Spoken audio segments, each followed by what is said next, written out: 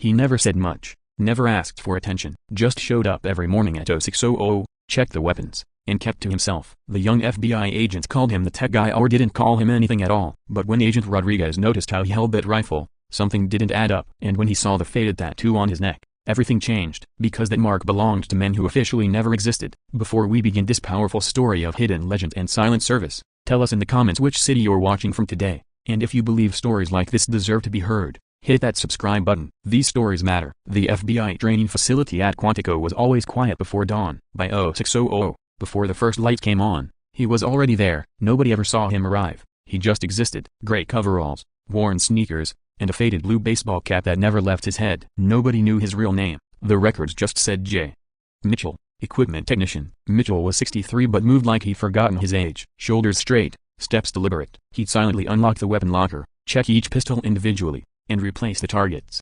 When he had to speak, he kept it brief. The FBI agents barely noticed him. Just another invisible worker doing a job nobody thought about. Even the other range staff didn't talk to him much. During coffee breaks, he'd sit alone in the corner. He'd eat lunch outside on the same bench every day. Nobody was curious. Nobody asked questions. That's how he wanted it. Calm, quiet, invisible. But there were things that gave clues to those who knew what to look for. The way he handled weapons, for instance. When he picked up a Glock, his fingers automatically found the correct position. The way he checked the safety, how he removed the magazine. This was muscle memory, the result of years of training. Range Master John Stevens had noticed this. He'd been running the facility for 15 years and had seen thousands of agents handle weapons. Mitchell's movements were different, more precise, more automatic, more professional. But Stevens wasn't one to ask questions. Everyone had a past. One November morning, a group of new FBI graduates came in for their first shooting qualification. Among them was 26-year-old Detective Miguel Rodriguez, transferred from NIBE, fresh, eager, and observant.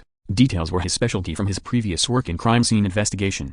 When training began, Mitchell stood in the background as usual. Agents took turns shooting while instructors made technical corrections. Rodriguez was waiting his turn, studying his surroundings. That's when he noticed Mitchell. The old technician picked up a pistol to clean it, and Rodriguez watched his grip. The movement was flawless. Two-handed perfect grip, thumb forward position, eye alignment textbook. But this wasn't an instructor, just a technician. Rodriguez was curious, but then his turn came and he forgot about it. 3 weeks later, Rodriguez's group returned for advanced tactical shooting. This time the training was more intense. Stress fire, multiple targets, reload under pressure. Mitchell was there again, quietly checking equipment. This time Rodriguez watched more carefully. Mitchell was examining an AR-15. When he picked up the weapon, the shoulder mount was automatic. Stance perfect, breathing controlled. Even trigger discipline was there. His finger never touched the trigger, only the trigger guard. These movements seemed practiced for years. Rodriguez's curiosity grew. This wasn't just a technician, but who was he? At the end of training, as Mitchell collected the weapons, Rodriguez approached. "Good evening," he said. Mitchell looked up. "Evening, young man,"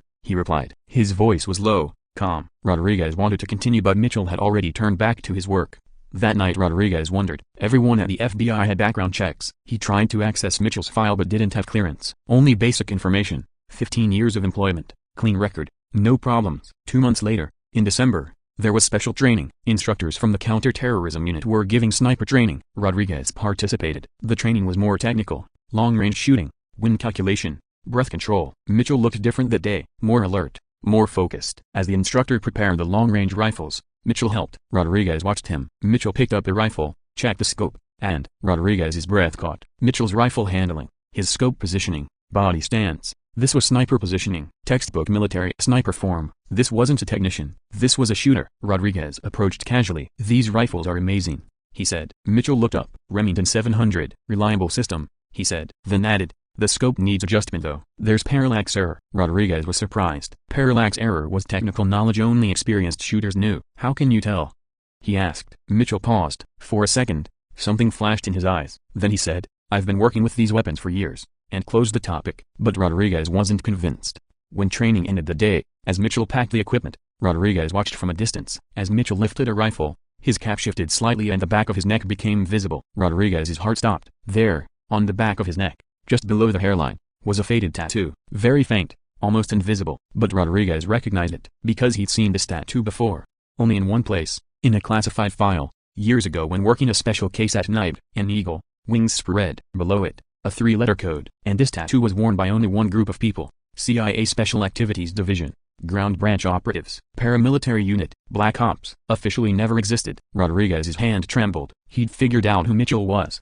That night Rodriguez researched at home. He read everything he could find about the Special Activities Division. Ground Branch was the CIA's most secret paramilitary wing. It didn't officially exist. These men worked in the world's most dangerous places: Afghanistan, Iraq, Syria, Africa. Covert operations, targeted killings, hostage rescue. And when their work was done, they'd disappear. New identities, new lives. The government would protect them but also make them invisible, forgotten. Mitchell was one of them. The next week Rodriguez returned to the range. This time he watched Mitchell with different eyes. Every movement, every reflex, he analyzed. And now he understood. Mitchell's silence, his people-watching skills, his threat assessment. These were operational habits. He was still scanning, still alert. One day Rodriguez gathered courage. After training ended, he approached Mitchell. "Mitchell," he said. The old man looked up. Rodriguez took a deep breath. "When I worked at night, I read about CIA Ground Branch in a case," he said quietly. Mitchell's face didn't change but his eyes narrowed. "Is that so?"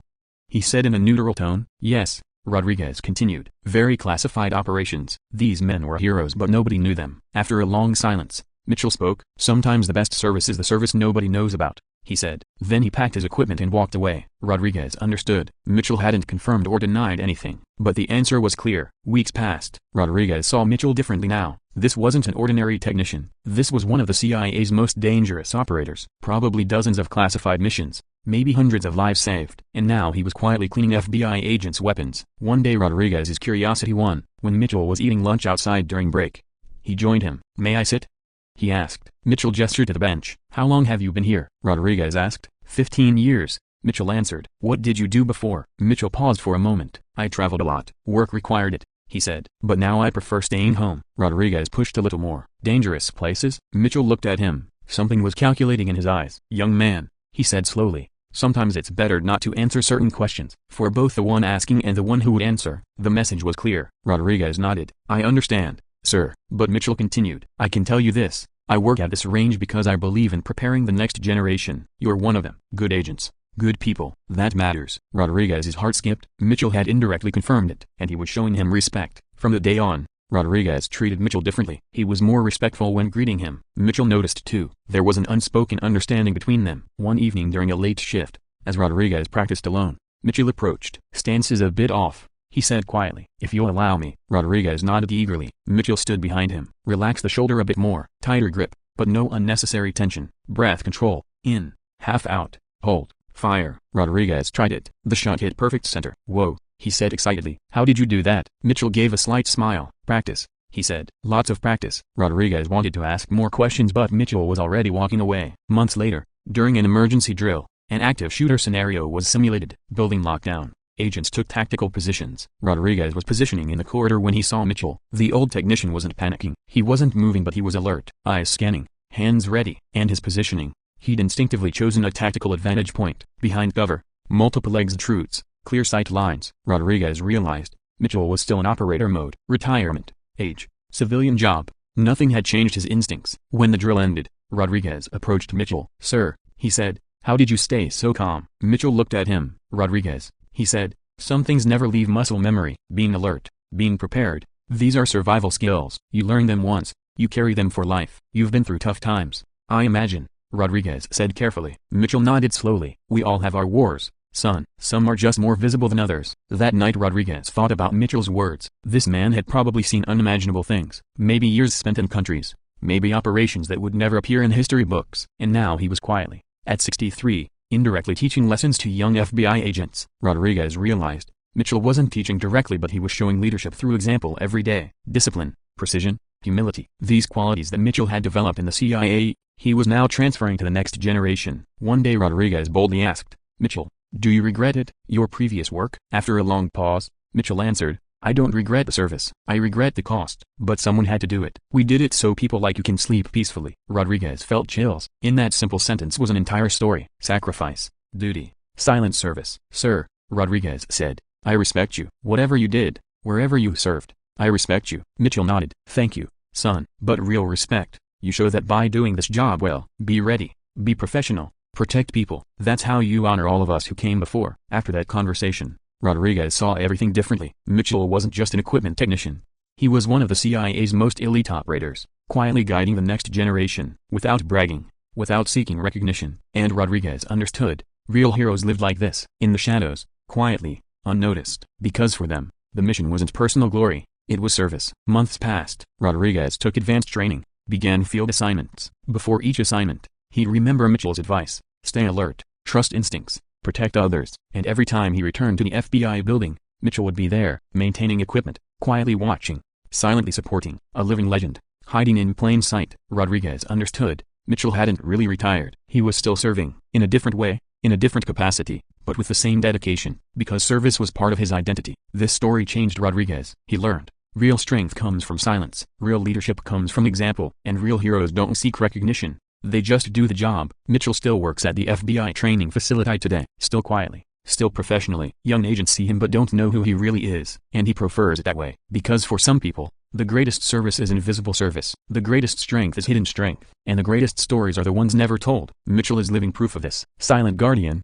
invisible mentor, forgotten hero. But a few people like Rodriguez know, and respectfully remember, because legends don't always wear uniforms. Sometimes they wear gray coveralls and clean weapons in silence. Sometimes they teach without words, lead without titles, serve without recognition. And sometimes, if you look carefully enough, you can spot them. In their stance, in their movements, in the quiet confidence that comes from surviving what others can't imagine. Mitchell is such a legend. And Rodriguez, following his example, is writing his own legend. These stories matter because they remind us, real heroes live among us, quietly, humbly, invisibly, but always ready, always serving, always protecting. So now I ask you, have you ever encountered someone like this? Someone who seemed ordinary but was extraordinary? Share their stories in the comments. And if the story touched you, subscribe. We're here to keep these types of stories alive. See you next week. And remember, next time you look at someone who seems ordinary, look twice, because heroes are everywhere, waiting to be noticed. But until then, take care, and remember, sometimes the greatest stories are the ones never told.